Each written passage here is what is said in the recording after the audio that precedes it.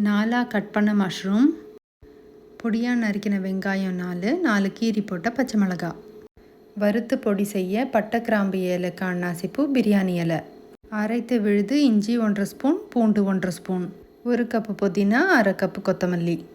தாளிப்புக்கு சாய் ஜீரா சோம்பு கடல் பாசி, 3 தக்காளி நறுக்கி வச்சுருக்கேன், புளித்த தயிர் 50, தேவைக்கேற்ப உப்பு மிளகாய்த்தூள், 100 நெய், 50 கடலெண்ணெய், 2 கப்பு ஜீரக சம்பா அரிசி ஊற வச்சுக்கலாம்.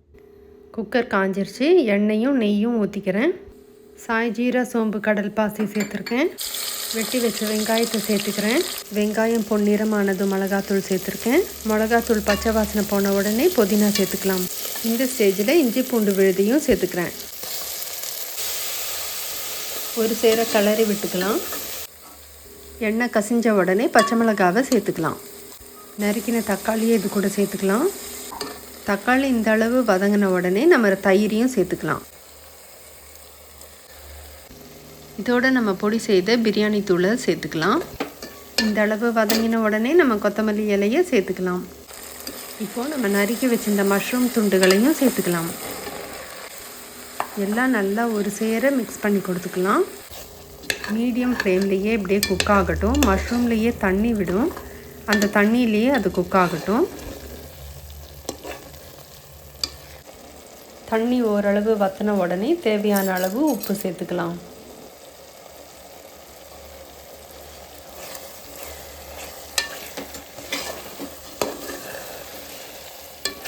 ஒரு பங்கு அரிசிக்கு 1.5 பங்கு தண்ணின்ற கணக்கில் தண்ணி சேர்த்துக்கிறேன்.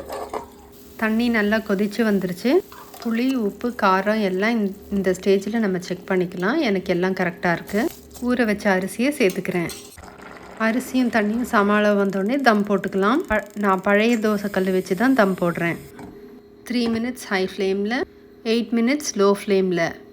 அடுப்பை ஆஃப் பண்ணிவிட்டு ஒரு 10 மினிட்ஸ் தம்லேயே இருக்கட்டும். அதுக்கப்புறம் உங்களுக்கு சூடான சுவையான பிரியாணி ரெடி. நெய்யில் முந்திரி வறுத்து சேர்த்து பரிமாறுங்க. இதே மாதிரி நீங்களும் சமைச்சு குடும்பத்தோடு என்ஜாய் பண்ணுங்கள். தேங்க்யூ ஃபார் வாட்சிங் everyday life lab. Stay tuned.